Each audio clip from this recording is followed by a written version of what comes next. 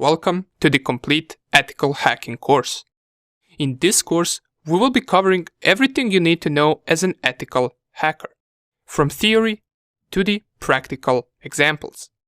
We will start with basics first, and the further we go in the course, the more intermediate and advanced stuff we will cover. Knowing theory and practicing different attack methods that we will learn will eventually make you a master in ethical hacking. But wait a second. We just started the course and I'm already talking about being a master in ethical hacking. Let's slow down a little bit. What even is ethical hacking? And what does an ethical hacker do? Or you might also wonder, can I get in trouble by doing this? Don't worry. Remember, we are ethical hackers.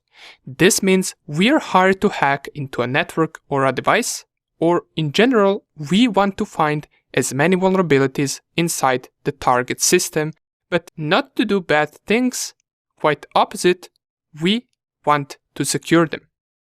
An ethical hacker who is hired to find as many vulnerabilities in a certain system is also known as a white hat hacker.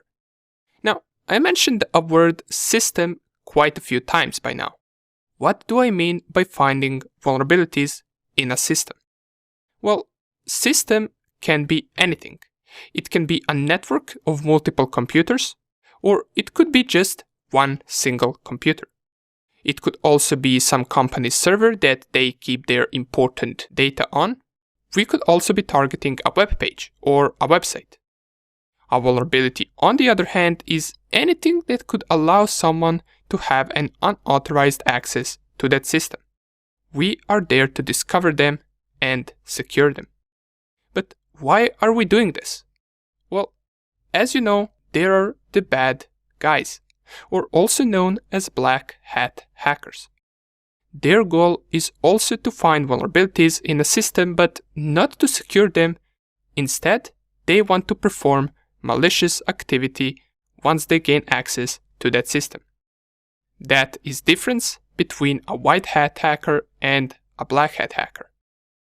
A white hat hacker is there to find vulnerability, notify the person that hired him, and let him know of a possible unauthorized access. You can think of us as a cyber police. We are there to protect. A black hat hacker, on the other hand, is there to perform malicious activity such as stealing your data. They could also try to steal your online money. They could install a virus or a keylogger on your PC and track everything that you do. They can go as far as doing something like stealing your identity. However, the methods white hat and black hat hackers use can be quite similar.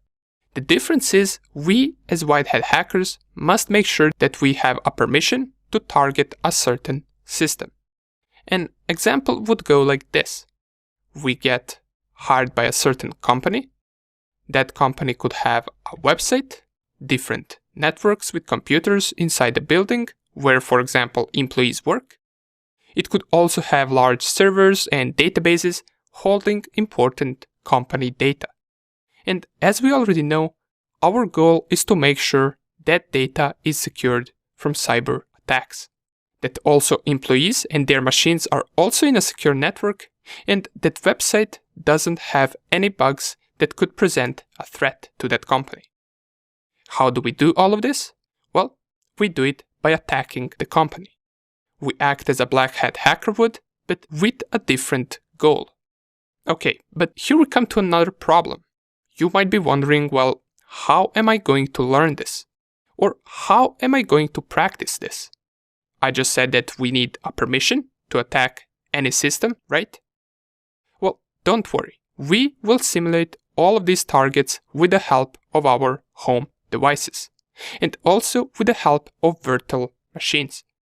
It will be exactly the same, just this way you won't be breaking any law while you practice, since the targets that you will attack will be yours.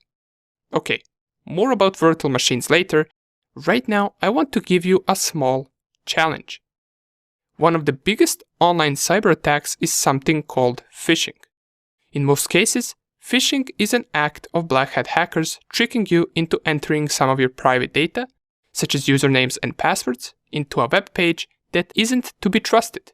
This is one of the ways how they steal online accounts. Let me show you. Here I have two Twitter login pages. One of these two that you can see right here is a fake login page, and the other one is real. Let's take a quick look at them. So let's take a look at the first one. Here it is. And if we take a look at the second one, they appear to be exactly the same, right? Have you figured out which one is real and which one is fake? The first one that we saw is the fake login page, while the second one right here is real one. Let's mention some of the obvious reasons why this page right here that you're looking at is a fake login page that can be used to steal your account. Even though they are identical at first glance, if we take a closer look, we can see it doesn't really have twitter.com as the website name.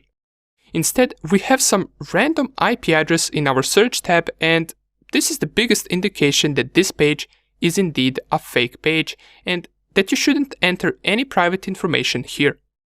The original page should be twitter.com. Another thing we can notice is that next to the website name, on a real page, we have this green lock right here. And this green lock indicates that this is an HTTPS page, or in other words, it is secured, as it says right here, secure connection. Usually phishing websites won't be HTTPS and they won't have this green lock right here. However, these two can be forged in a more advanced phishing attack. And just to compare, our fake login page doesn't have this green lock. If we click right here, it says connection is not secure. And even though many of you probably knew these things already, if you were in a hurry and you got redirected to this fake login page, you could potentially enter your password here, and little do you know, in just a few seconds, your account has been compromised and stolen by the bad guys, since the information that you enter right here on this page gets sent to them and not to twitter.com. But don't worry if you aren't familiar with these type of attacks. Throughout the course, we will learn not only how to secure ourselves from these attacks and how these attacks work, but also we will learn how to perform the attacks themselves. And by the way, we also have a Discord channel where we answer your questions, so if you haven't already, feel free to come and join us in Discord, since that is where we notify everyone about any new course updates that will come out, and that is also where you can reach out to us in case you run into any problem during the course. Nonetheless, I welcome you once again, and let's get straight into the course.